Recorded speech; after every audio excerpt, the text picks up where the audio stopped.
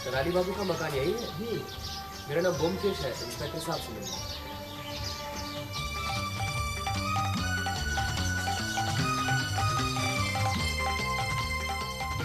सोच समझ के ठीक से जवाब देना। जरा भी झूठ बोले ना तो सीधा हथकड़ी पहना दूंगा, समझे? जी हुजूर। ओह, तो आ गए आप। कहिए इंस्पेक्टर सेन, कैसे याद किया? बैठिए। कमिश्नर साहब चाहते हैं कि आप भी कुछ छानबीन करें। अच्छा। इसलिए बुलाया है। उनका हुक्म सराखों पर, आप भी देख लीजिए। लेकिन नया क्या देखेंगे आप? एक मामूली खून का मामला है। खूनी कौन है वो भी पता चल गया है। खून किसका हुआ है? इस मकान के मालिक कराली बाबू का।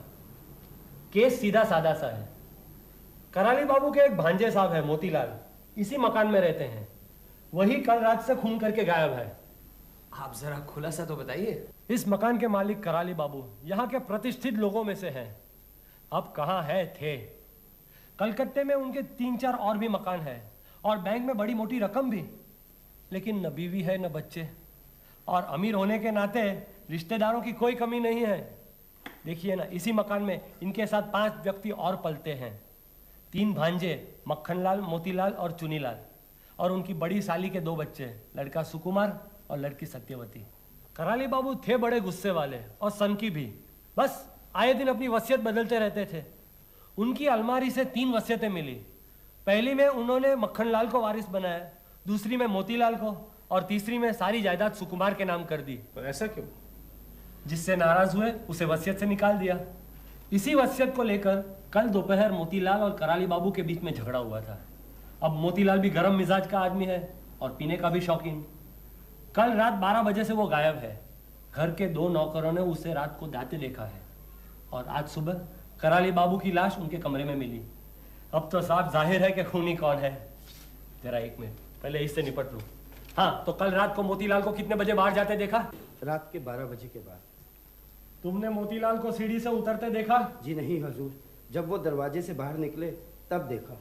ऊपर से उतरते क्यों नहीं देखा, बोलो? उस वक्त हुजूर मैं पड़ोस में गांजे का दम मार रहा था। हाँ, बाहर का दरवाजा खुला था। जी। तुम कितने बजे घर वापस आए? मोती बाबू के जाने के आधे घंटे बाद मैं वापस आ गया था।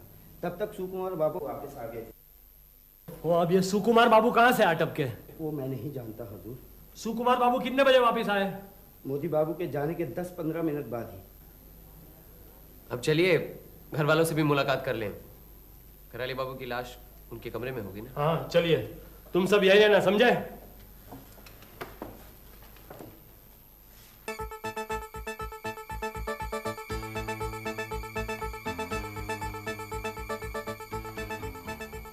ये कमरा किसका है? मोतीलाल का है, जिसने खून किया है। इसके ठीक ऊपर वाला कमरा कराली बाबू का है। आइए।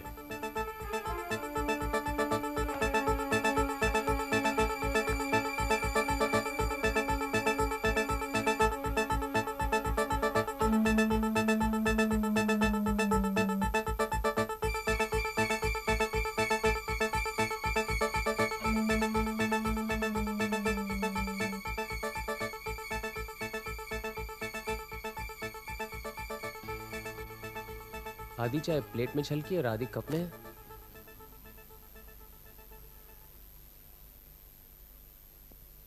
लाश जैसी थी वैसी है, हिलाई तो नहीं? नहीं, सिर्फ चादर से ढक दी है और गर्दन से सुई निकाल ली है। सुई? सुई। मौत कैसे हुई किसी को पता ही नहीं। मैंने मालूम किया है। गर्दन के पीछे जहाँ मेडुला और फर्स्ट वर्टिब्रा मिलता है, वहाँ सुई घुसा घुसा के उनकी हत्या की गई है। ताजुब की बात है, जहाँ मेडुला और फर्स्ट सर्विकल वर्टिब्रे के मिलने की जगह है वो तो बहुत नाजुक है। इसका मतलब है कि खूनी को यह मालूम था।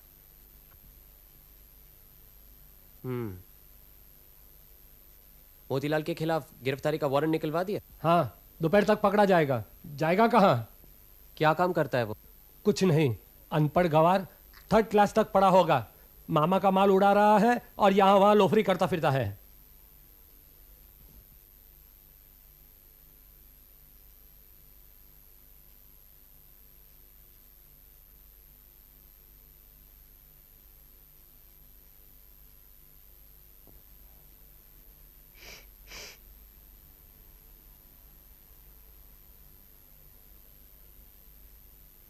इनकी गर्दन पे तो 3 बार सुई घुसाने के निशान हैं। हाँ है, तो क्या हुआ?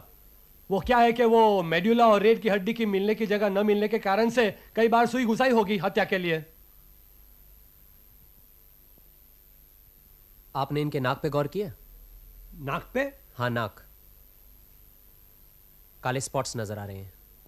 हाँ, शायद उनको जुकाम हुआ होगा।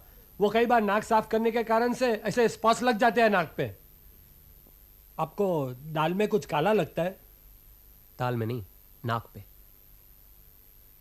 चलिए।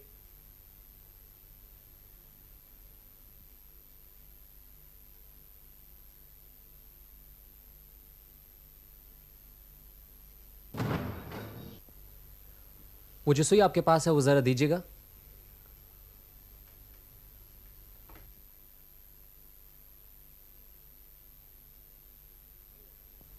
कमाल है। क्या हुआ? इसके साथ तो काले रेशम का धागा लगा हुआ है। इसमें कमाल की क्या बात है? सुई में धागा नहीं होगा तो मोटी रस्सी होगी। अब आप जल्दी कीजिए, मुझे थाने जाना है।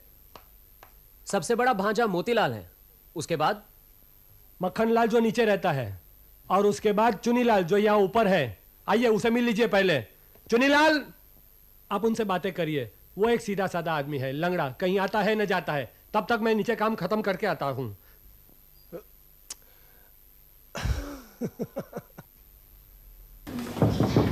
अंदर आ जाइए, दरवाजा खुला है। आप ही चुनीलाल? जी हाँ, मैं ब्योमकेश, आपसे। ब्योमकेश बख्शी, सत्यान बख्शी, बैठिए ना। मैंने समझा आप सीआईडी के आदमी हैं। पुलिस को तो आपने सब कुछ बता ही दिया होगा, फिर भी आपसे 2-1 सवाल पूछना चाहता हूँ। हाँ हाँ, शौक से। आप खुद चलकर आए हैं, ये मेरे लिए सौभाग्य की बात है। और आप जरूर अजीत बाबू हैं? जी हाँ। आपको तो मालूम ही होगा कि पुलिस का सारा शक आपके बड़े भाई मोतीलाल पर है। जी हाँ, मालूम है। भैया झगड़ालू और गुस्सेबाज जरूर हैं, लेकिन वे मामा का खून कभी नहीं कर सकते। इतनी बड़ी जायदाद से हटा दी गए हैं, इसी गुस्से से शायद अपने मामा का खून करने पर उतर आए हैं। जायदाद से तो हम तीनों भाइयों को हटाया गया है, फिर उन पर ही शक क्यों हो रहा है? अच्छा ये बताइए, कराली बाबू सबसे ज्यादा किसको पसंद करते थे? हम 5 जन यहाँ रहते हैं, और मामा किसको कितना प्यार करते थे ठीक से कहा नहीं जा सकता। वैसे मामा बहुत कड़े स्वभाव के आदमी थे। उनके मन में क्या है किसी को भी पता नहीं चलता था। हाँ, सत्यवती उनका हमेशा ख्याल रखती थी, शायद उससे ही ज़्यादा प्यार होगा। और आपसे? मैं अपंग हूँ, इसलिए मुझसे कुछ हमदर्दी हो सकती है। आज मामा इस दुनिया में नहीं है, मैं उनके खिलाफ कुछ नहीं कहना चाहता। वो तो हमारे अन्नदाता थे। वो अगर हमें आश्रय नहीं देते तो आज हम सब फुटपाथ पर होते। उन्होंने अपनी आखिरी वसीयत में सुकुमार को सब कुछ दे दिया है, मालूम है? जी हाँ, मालूम है। सुकुमार हर तरह से लायक है, पढ़ा लिखा है, आगे डॉक्टर बनेगा। हम तीनों भाई तो यूं ही हैं, लेकिन इससे मामा के मन में क्या था कुछ पता नहीं चलता। और इस घर में कोई भी ऐसा आदमी नहीं है जिसके नाम कभी न कभी वसीयत न बनी हो। अब तो सुकुमार को सब कुछ मिलेगा। ऐसी हालत में आप क्या करेंगे?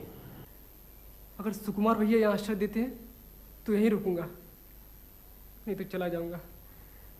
और कर भी कह सकता हूँ। आप बता सकते हैं कराली बाबू का खून रात कितने बजे हुआ? कोई आवाज वगैरह सुनी? हो सकता है रात खत्म होने से पहले, या अरे आप अभी तक यहीं हैं? चलिए चलिए। कराली बाबू का खून कब हुआ था? रात को 12 बजे हुआ या रात को 4 बजे हुआ, क्या फर्क पड़ता है? आइए, देर हो रही है।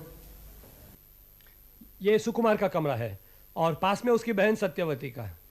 सुकुमारी एक पढ़ा लिखा समझदार आदमी है। चलिए नीचे मक्खनलाल से मिल लेते हैं, वो टेढ़ी खीर है। चलिए। ऊपर आई गई है तो इन भाई बहन से भी मिल लेते हैं, हर्ज क्या है? ओह, आप लोग भी बस।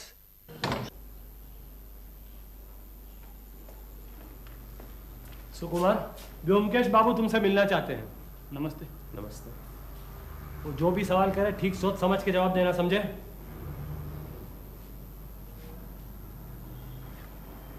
कल रात को आप कहाँ गए थे? सिनेमा गया था। कौन सा सिनेमा? चित्रा। अरे ये तुमने मुझे पहले क्यों नहीं बताया? आपने पूछा ही नहीं और मैंने भी जरूरी नहीं समझा। क्या जरूरी है और गैर जरूरी है उसका फैसला हम करेंगे। तुम्हारे पास कोई सबूत है तुम चित्रा सिनेमा गए थे?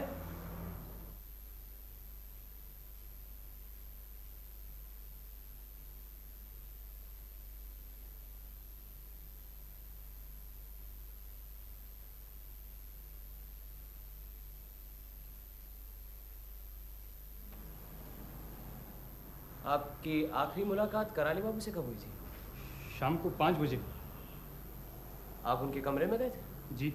क्यों? मौसा जी की वसीयत के बारे में बात करना चाहता था। पहले उन्होंने सारी वसीयत मोतीलाल भैया के नाम लिख दी और बाद में उन्हें हटाकर सारी संपत्ति मेरे नाम कर दी। इस वजह से दोपहर को काफ़ी झगड़ा हुआ दोनों के बीच। मैंने उनसे कहा भी कि मुझे उनकी सारी दौलत नहीं चाहिए, वो उसको सब लोगों में बराबर बांट दें। फिर? उन्होंने मुझे कमरे से निकाल दिया। वहाँ से आप कहाँ गए? सिनेमा? नहीं, पहले चुन्नीलाल के पास गया। बातचीत करते करते देर हो गई, कुछ अच्छा नहीं लग रहा था, सोचा सिनेमा चला जाऊं। सुना आपने? व्योमकेश बाबू, आप कहना क्या चाहते हैं? क्या सुकुमार खूनी है और मोतीलाल को मैंने गलती से गिरफ्तार किया है? अरे नहीं नहीं, ये आप क्या कह रहे हैं? आप ऐसी गलती क्यों करने लगे? चलिए अब इनकी छोटी बहन से मिलाते हैं।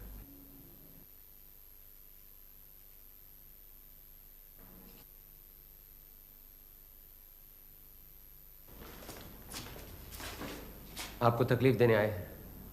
पुलिस की थोड़ी बहुत ज्यादती का आप बुरा मत मानिएगा। पुलिस को बदनाम करने की कोई जरूरत नहीं है, आप पुलिस नहीं है। ज्यादा नहीं, 2-1 सवाल है। आइए बैठिए। आप क्या जानना चाहते हैं पूछिए, मैं यहीं से जवाब दूंगी।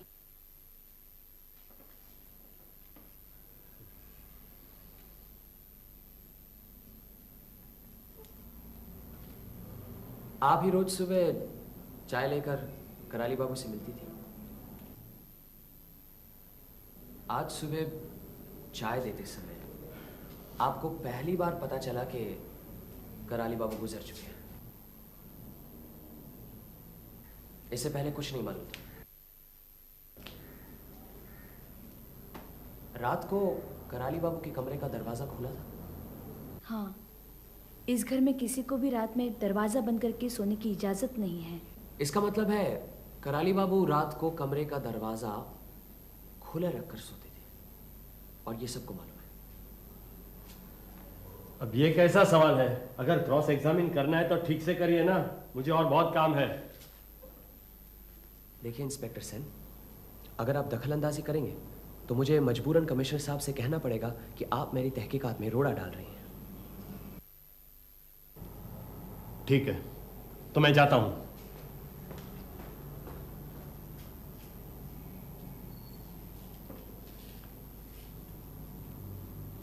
आप कराली बाबू की मौत की खबर सुबह से पहले नहीं जानती थी।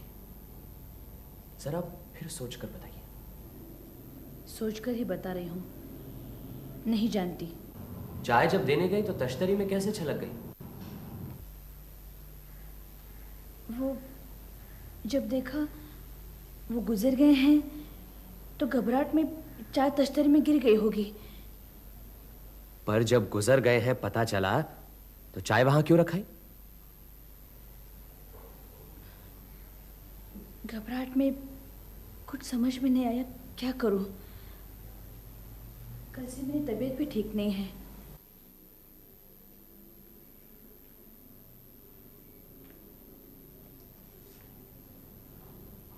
साफ साफ सब कुछ कह डालने से हमें बहुत मदद मिलेगी।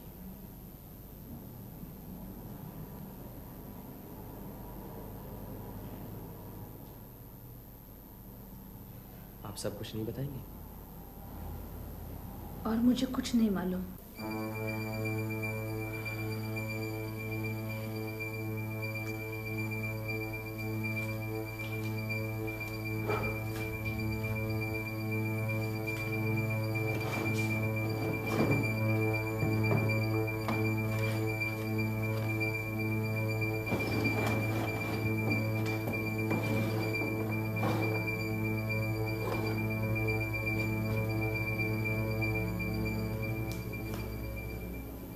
ये एम्ब्रॉयडरी आप बना रही हैं? जी।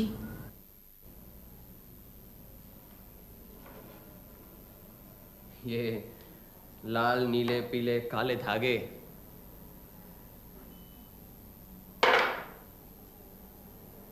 सुई कहाँ है? सुई? हाँ सुई। सुई से तो सिलाई करती हैं। वो सुई कहाँ है?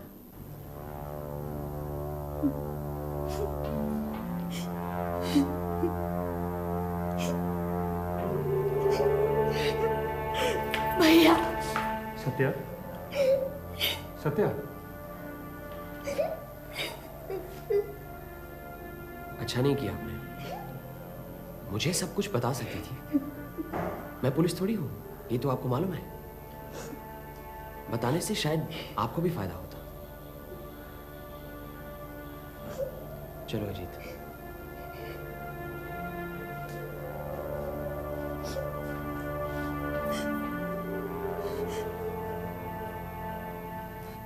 चुन्नी, मोती भाई को गिरफ्तार करके ले आए हैं। आप ही माखन लाल? नहीं, मुझे कुछ नहीं मालूम। छोड़ दो मुझे। मैंने मामा को कोई खून नहीं किया, भगवान की सौगंध। मैं रात भर अनारो के कमरे में शराब पी रहा था। अनारो गवाह है। ये रहे मोतीलाल, इन्हीं के नाम वारंट था। अगर आपको कुछ पूछना है तो पूछ लीजिए। कहाँ गिरफ्तार किए हैं? हाट काटा गली के गड्ढे में। छोड़ो। चुप। अजीब आदमी है आप लोग। मैं तो अनारो के कमरे में रात भर सो रहा था। मालूम, लेकिन सुबह तो वापस आ जाते हैं। आज क्यों नहीं आए? रात भर मैंने इतनी पी रखी थी, पूरी एक बोतल पी रखी थी, फिर सुबह कैसे आता? नींद ही नहीं खुली। ले जाओ इसे, डाल दो लॉकअप में। आप लोग मुझे पकड़ने बहुत बड़ी गलती कर रहे हैं। मैं आपके खिलाफ कार्रवाई करूंगा। मुझे कानून मालूम है। छोड़ो मुझे। अच्छा, लाश लेकर क्या पता चला? पहली बात कि कराली बाबू की हत्या क्लोरोफॉर्म देने के बाद की गई थी। उनके नाक के पास जो काले काले दाग थे वो क्लोरोफॉर्म की वजह से होते हैं। और दूसरी बात कि उनकी गर्दन पर 3 बार सुई घुसाई गई थी। 3 बार क्यों? इसीलिए कि पहली और दूसरी बार जहां सुई घातक होती है एग्जैक्ट उसी जगह पर नहीं लगी। लेकिन सबसे अहम बात यह है कि सुई घुसाकर वहीं छोड़ दी गई। अभी वो उसे ले जा सकता था जिससे कि कोई सबूत ही ना मिले। हो सकता है घबराहट और जल्दबाजी की वजह से वहीं छोड़ गया हो। सुकुमार के टेबल पर एक किताब, ग्रेज एनाटॉमी। उस किताब में सिर्फ एक पेज पर कुछ लाइनों के नीचे लाल पेंसिल से निशान लगाए गए थे। वो निशान क्या थे? मेडुला और फर्स्ट वर्टिब्रे के मिलने की जगह पर अगर आघात हो किसी भी वजह से तो फौरन मृत्यु हो जाती है। क्या कह रहे हो? तुम्हारा मतलब है कि... लेकिन ताज्जुब की बात यह है कि सुकुमार के टेबल पर लाल पेंसिल तो मिली नहीं। ये लीजिए, तीनों वसीयतनामे। ये तीसरा सुकुमार के नाम है, ये आखिरी वसीयत है। देख लीजिए आपको क्या देखना है।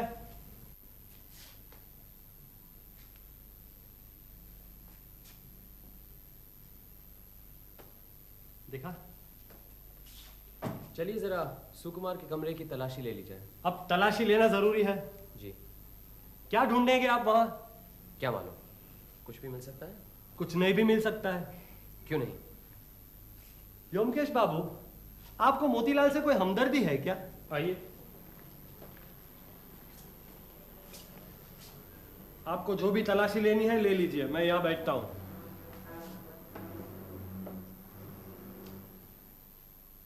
ये अलमारी खुली है? जी हाँ। और उन बक्सों की चाबी? वो सामने बुककेस पर है। आप जाइए जरा नीचे बैठिए जब तक कि हम न बुलाएं। जी। आइए, इस अलमारी की पूरी तलाशी लीजिए अजीत।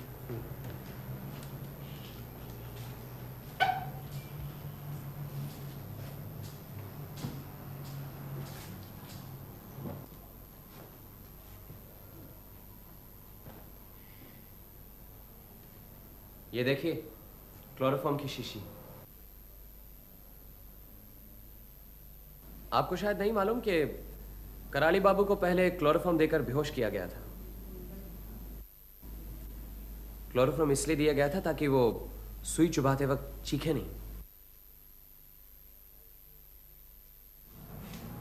अब ये बक्से देखने हैं, इन्हें पहले अलग अलग कीजिए।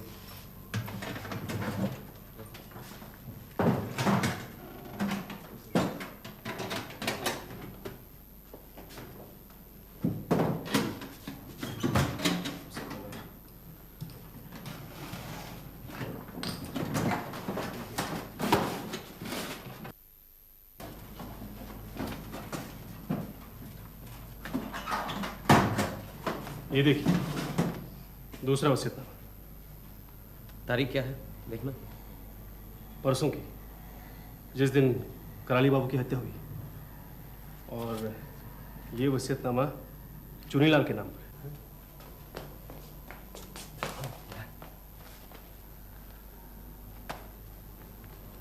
कराली बाबू की जिस तरह हत्या हुई है उससे साफ पता चलता है कि जिसने भी ये काम किया है वो डॉक्टरी की विद्या से वाकिफ है, और सुकुमार तो डॉक्टरी पढ़ रहा है। मैं थाने जाता हूँ, मोतीलाल को जल्दी ही छुड़वाना है। आप जो चाहे तलाशी लीजिए, व्योमकेश बाबू जो कहे उसकी तामील करना। सुकुमार को गिरफ्तार करना है ना। इसे संभालिए। धन्यवाद। अजीत, तुम यही रहना, मैं जरा सत्यवती से मिलकर आता हूँ।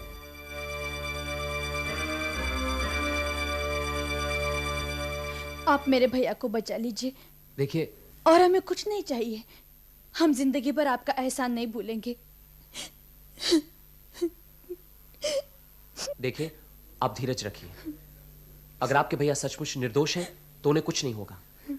मैं उन्हें बचाने की पूरी कोशिश करूंगा, लेकिन मेरे भैया ऐसा काम कभी नहीं कर सकते। वो तो कभी एक मक्खी भी नहीं मार सकते। मैं आपके पैर पड़ती। ये क्या कर रही है? कहिए आप मेरे भैया को छोड़ देंगे? बैठिए, अब बैठिए यहाँ पर। आप गलती कर रही हैं। सुकुमार को छोड़ने का जिम्मा पुलिस का है, मेरा नहीं। मैं कोशिश कर सकता हूं, लेकिन कोशिश करने के लिए मुझे सब कुछ जानना जरूरी है। अगर आप कुछ छुपाएंगी तो मैं आपकी मदद कैसे करूंगा? मैंने तो कुछ भी नहीं छुपाया। छुपाया है। आपको उसी रात कराली बाबू की हत्या के बारे में सब कुछ पता चल गया था, लेकिन आपने बताया नहीं।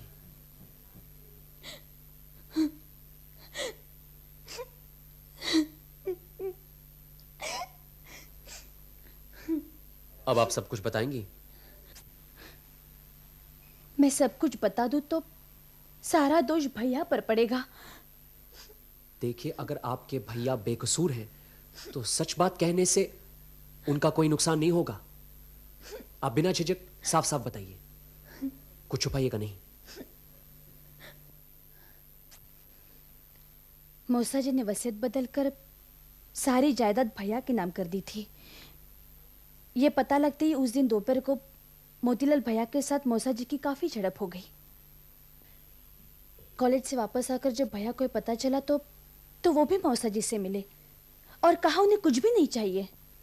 मौसा जी की मर्जी के खिलाफ कोई भी आवाज उठाए तो वो आग बबूला हो जाते हैं। गुस्से में आकर उन्होंने भैया को कमरे से निकाल दिया। कहा तुम्हें एक पैसा भी नहीं दूंगा। भैया चुपचाप चले आए और चुन्नीलाल के कमरे में चले गए।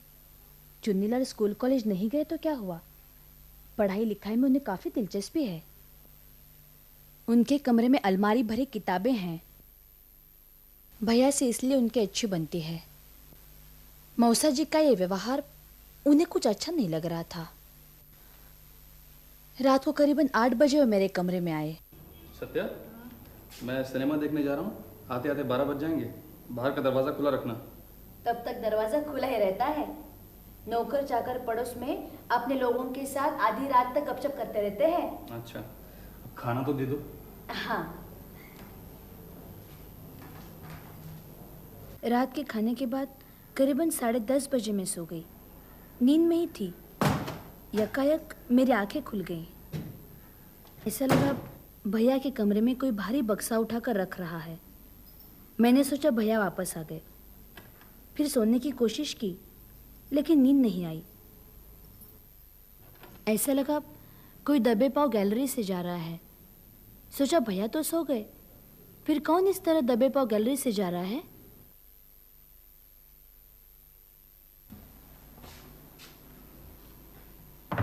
आपको पूरा यकीन है आपके भैया ही अपने कमरे में गए? हाँ, भैया ही थे। अच्छा, तब समय क्या होगा, आप कुछ कह सकती हैं? जरूर। शहर के चारों तरफ तब 12 के घंटे बज रहे थे। फिर भैया 15 मिनट पहले आ गए। उनके कमरे से आवाज सुनी, फिर वो कहाँ निकल गए, मुझे कुछ समझ में नहीं आया। तब ख्याल आया जरूर मौसा जी को देखने गए होंगे। मौसा जी को रात को कभी कभी गठिया का दर्द होता है, नींद नहीं आती, तब उन्हें दवाई देनी पड़ती है ताकि वो सो जाएं। इसलिए मैं उसी वक्त मौसा जी को देखने चली गई। उनके कमरे का दरवाजा हमेशा खुला ही रहता है। अजीब से एक बू नाक में आई। मीठी मीठी? हाँ बिल्कुल ठीक, मीठी मीठी। हाँ, क्लोरोफॉर्म।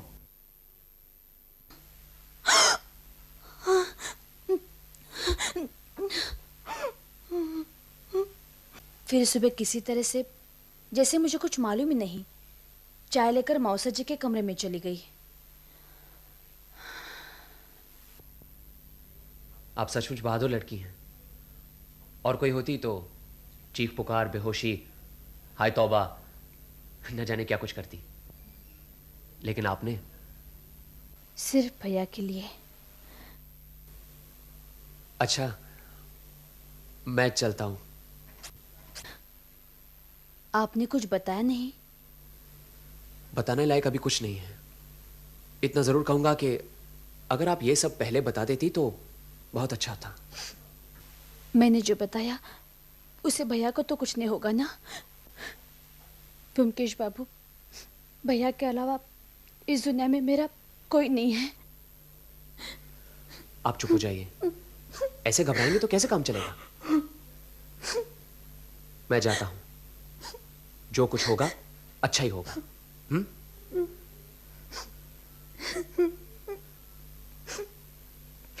मैं हूं ना।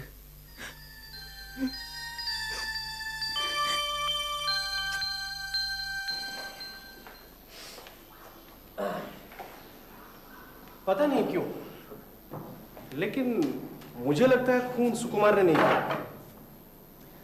अच्छा अजीत, सत्यवती देखने में वैसे कुछ खास सुंदरी तो नहीं है, तुम्हें क्या लगता है? ये क्यों पूछ रहे हो? नहीं, यूं ही जरा लोग उसे दुबली कहेंगे, बदसूरत तो नहीं। सुकुमार को पकड़ कर ले गए। तुम्हें क्या लगता है कराली बाबू का खून सुकुमार नहीं किया है? चलो आज 9:30 के शो सिनेमा दिखाते हैं। चित्रा में अच्छी पिक्चर लगी। अरे ये तो मैच हो के गया। चित्रा में सिनेमा देखने के बाद पैदल कराली बाबू के यहाँ होएंगे। देखते कितना वक्त लगता है। क्यों?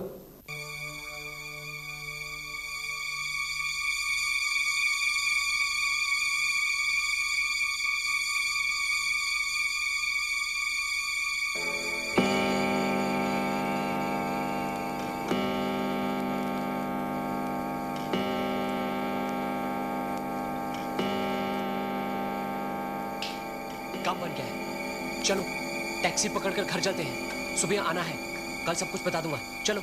लेकिन ये सब चलो ना। आइए ब्योमकेश बाबू, कल तो आप गायब ही हो गए। आपने मोतीलाल को छोड़ दिया और सुकुमार को गिरफ्तार कर लिया। वो क्या बात हुई? अब आप कहेंगे कि सुकुमार भी निर्दोष है? आप तो हर चीज सोच समझ कर करते हैं ना। हाँ, मुझे तो सुकुमार पर पहले से ही शक था। आखिर में वो डॉक्टर ही पढ़ रहा है ना, इंसान के शरीर की हर हिस्से को अच्छी तरह जानता है। और फिर ये नई वसीयत जो चुनीलाल के नाम मिली, यही तो असली सबूत है। वसीयत तो आपने दिखाई नहीं, कल आप उसे लेकर चलते बने। लीजिए, देखिए। देखिए। ये क्या? क्या हुआ? ये देखिए। क्या? मुझे तो कुछ भी दिखाई नहीं। नजर नहीं आ रहा ना? नहीं। यहाँ देखिए, गवाह के दस्तखत नहीं है। गवाह?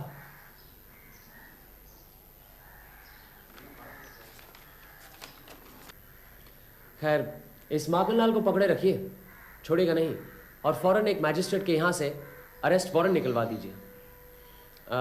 फिलहाल आसामी का नाम लिखने की कोई ज़रूरत नहीं। चलो जी, हम ज़रा चुनीलाल से मिलाते हैं।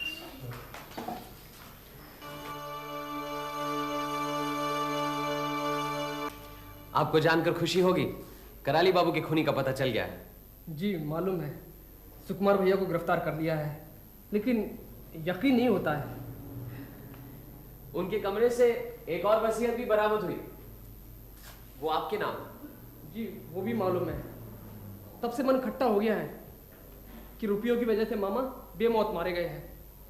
वे सारी संपत्ति मेरे नाम लिख गए हैं, लेकिन फिर भी यकीन मानिए मुझे रत्ती भर भी खुशी नहीं हुई है। फिजियोलॉजी? ये सुकुमार की किताब है? जी, सुकुमार भैया कभी कभी मुझे अपनी डॉक्टरी की किताब पढ़ने देते थे। अब देखिए ना, सुकुमार को ही मैं अपना सबसे नजदीक का साथी समझता था, अपने भाइयों से भी ज्यादा।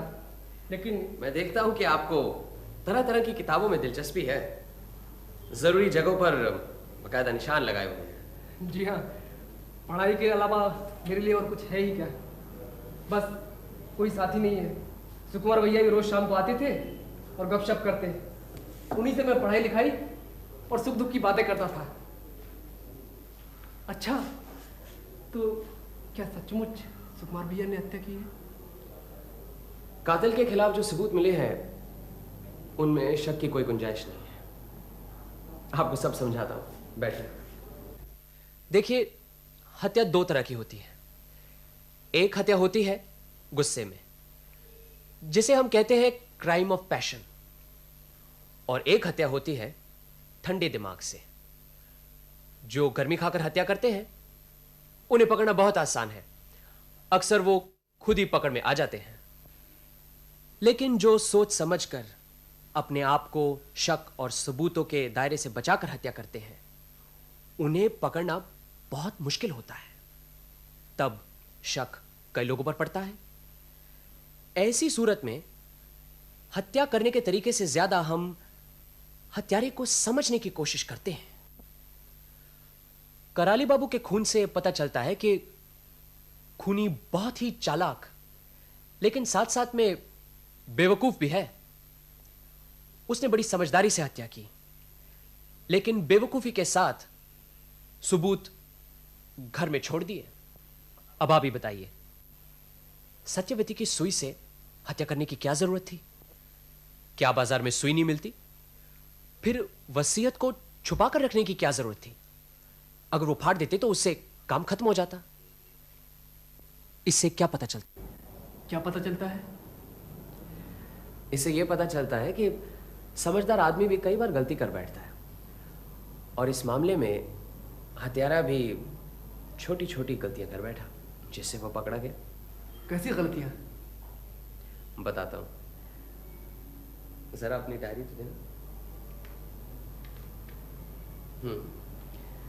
मैं इस मकान का नक्शा बनाता हूं। आपके पास पेंसिल होगी कोई? जरा दीजिएगा।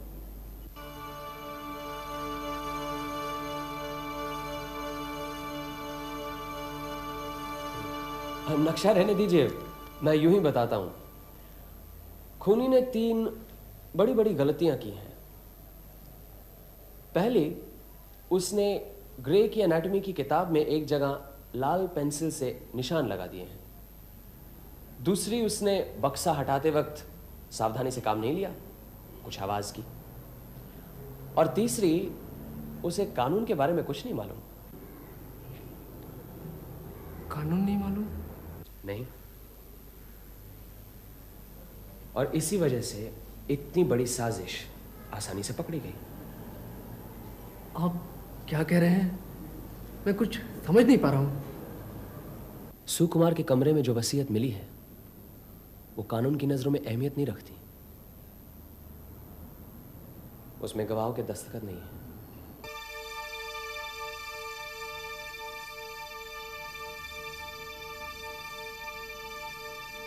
कुछ कहना चाहते हैं चुनीलाल बाबू?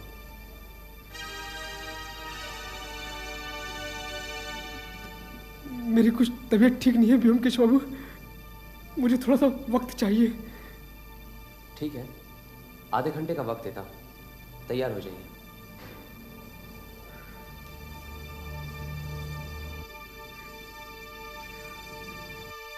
क्लोरोफॉर्म कहां से मंगाया? माखनलाल से। आप आधे घंटे बाद आइए। माखनलाल जी चुनीलाल को आपने क्लोरोफॉर्म कब ला कर दिया? जी मुझे कुछ मालूम नहीं। सच सच बताइए, वरना ये वारंट आप ही के नाम लिखा जाएगा। दुआई हुजूर, मुझे कुछ मालूम नहीं। चुनीलाल ने मुझसे कहा उसे रात में नींद नहीं आती, 1 बूंद क्लोरोफॉर्म लेने से नींद अच्छी आएगी, इसीलिए। समझा। इंस्पेक्टर सेन, इन्हें जाने दीजिए। चलिए भागिए। वारंट आ गया? अभी नहीं, लेकिन ये वारंट है किसके लिए? उसी के लिए जिसने कराली बाबू का खून किया है। देखिए व्योमकेश बख्शी, ये मजाक का वक्त नहीं है। कमिश्नर साहब आपको चाहते हैं, इसलिए मैं आपको बर्दाश्त कर रहा हूं, लेकिन मेरा कोई मजाक उड़ाई ये मुझे बिल्कुल पसंद नहीं। ये मजाक बिल्कुल नहीं है, मैं ठीक कह रहा हूं। चुनीलाल ने कराली बाबू का खून किया है, ये वारंट उसी के लिए है। आप भी व्योमकेश बाबू। आप चलिए मेरे साथ, वो अभी अपना जुर्म कबूल करेगा, वरना अदालत में ये जुर्म साबित करना मुश्किल था। उसने आधे घंटे की मोहलत मांगी है, आधा घंटा हो गया है। चलिए।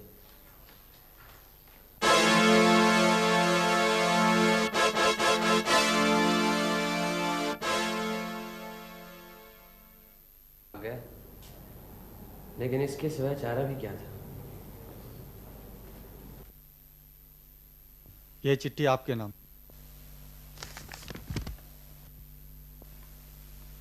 ओमकेश बाबू, चलता हूं। जब धन ही नहीं मिला फिर जिंदा रहकर क्या फायदा। मामा की मैंने हत्या की है, उसके लिए मुझे गम नहीं, लेकिन सुकुमार को दोषी ठहराना और उसे फांसी पर लटकाना मेरे लिए जरूरी हो गया था। उसका मुझे अफसोस है। आज कहने में मुझे कोई संकोच नहीं। मैं हमेशा सत्यवती को चाहता था और इस सारे षड्यंत्र में उसे पाने की इच्छा भी कहीं बहुत प्रबल थी।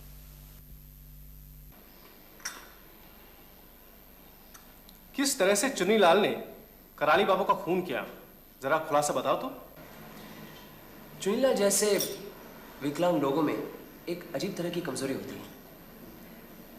अपने बिगड़े हुए अंग पर वह कोई मजाक या चोट नहीं सह सकते।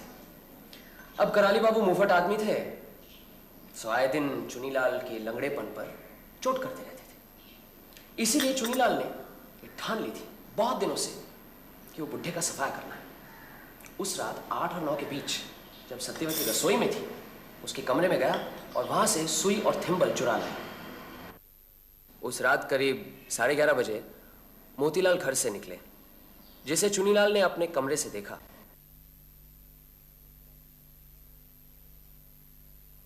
मोतीलाल के जाते ही वो कराली बाबू के कमरे में गया। जाकर देखा कराली बाबू सो रहे थे। यही मौका था। क्लोरोफॉर्म पहले से ही मंगवा लिया था। क्लोरोफॉर्म सुंघाकर कराली बाबू को बेहोश कर दिया।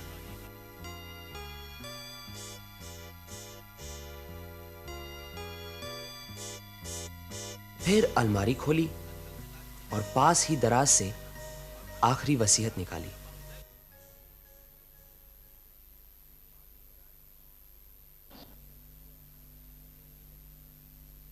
पढ़कर खुश हुआ।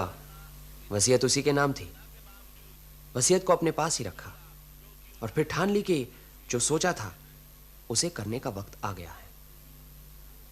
बुड्ढे को फिर वसीयत बदलने का मौका नहीं मिलना चाहिए।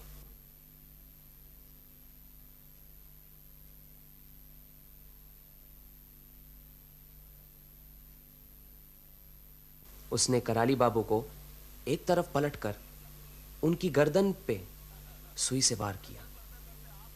एक बार सुई चुभाने से काम नहीं बना, इसलिए 3 बार वार किया। सुकुमार जैसे डॉक्टरी पढ़े हुए लोग शायद ये काम एक ही बार कर लेते। काम हो जाने के बाद सीधा सुकुमार के कमरे में गया। चुनीलाल ने पहले से ही सोच लिया था कि अपने ऊपर कोई शक न हो, इसलिए किसी दूसरे पर शक होना जरूरी है। वहां उसने सुकुमार की अलमारी में क्लोरोफॉर्म की शीशी छुपा दी और बक्से की चाबी लेकर एक बक्सा खोलकर उसके अंदर वसीयत छुपा दी।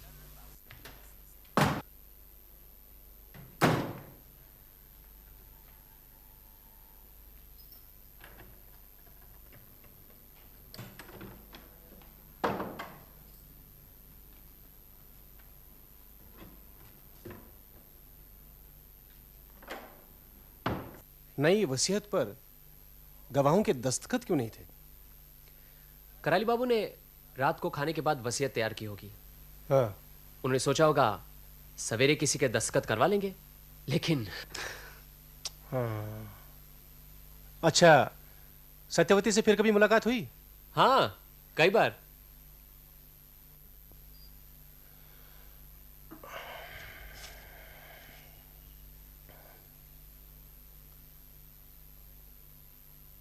अरे वाह, आज तो बहुत सज धज कर। सेंट भी लगाया?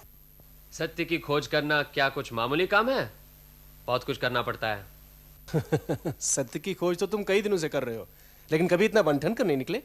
सत्य की खोज तो हाल ही में शुरू की है। मतलब? सत्य मतलब सत्यवती? ब्योमकेश, 4 बजे मिलना है विक्टोरिया मेमोरियल के पास। मैं चलता हूं।